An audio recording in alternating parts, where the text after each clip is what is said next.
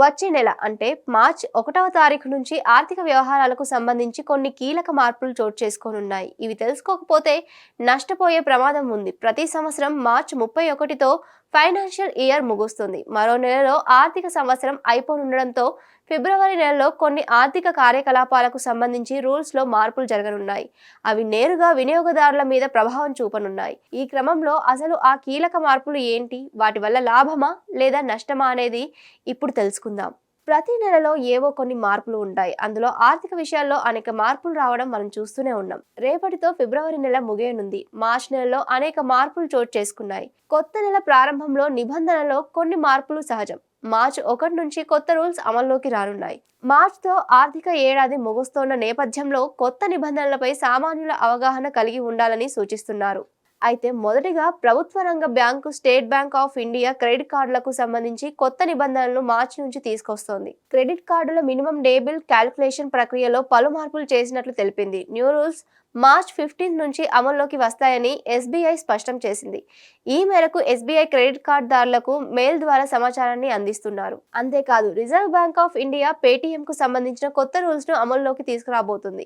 March 15వ తేదీ తర్వాతే అమల్లోకి వస్తాయి. పేటీఎం పేమెంట్స్ బ్యాంక్ ఇక బ్యాంకింగ్ సేవలను నిర్వహించకూడదని, కొత్త కస్టమర్లను చేర్చుకోవడం, డిపాజిట్ల సేకరణ, వాలెట్ లోడింగ్ వంటి కార్యకలాపాలను నిర్వహించవద్దని ఆర్బీఐ జనవరి 31న ఆదేశించింది. తొలుత ఫిబ్రవరి 29 వరకు గడువు విధించగా పేటీఎం కస్టమర్ల సౌలభ్యం దృష్ట్యా మార్చ్ 15 వరకు పొడిగించింది. ఇలా ప్రతి నెల 1వ తేదీన ఎల్పీజీ గ్యాస్ సిలిండర్ ధరలు సమీక్షిస్తాయి. కొన్నిసార్లు నెల రెండో అర్ధభాగంలోనూ మారుస్తారు. అయితే ఫిబ్రవరి 1న కమర్షియల్ గ్యాస్ సిలిండర్ ధరలను చమురు మార్కెటింగ్ సంస్థలు పెంచగా గృహ వినియోగానికి సంబంధించి సిలిండర్ ధరల్లో ఎలాంటి మార్పు చేయలేదు. ఇవే కాదు, జీఎస్టీ చెల్లింపుల్లో కూడా కొన్ని మార్పులను తీసుకురానున్నట్లు చెప్తున్నారు.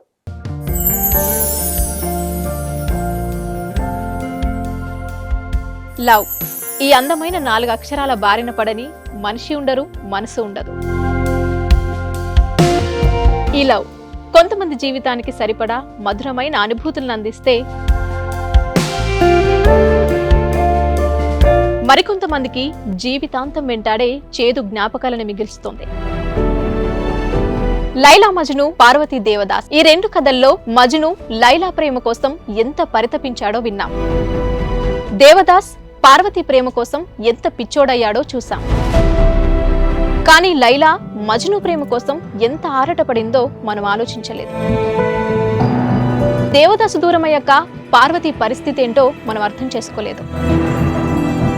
ప్రేమ నుండి పెళ్లి వరకు వెళ్ళలేకపోయినా ఎంతో మంది అమ్మాయిల బ్రేకప్ స్టోరీస్తో మీ లవ్ టుడే.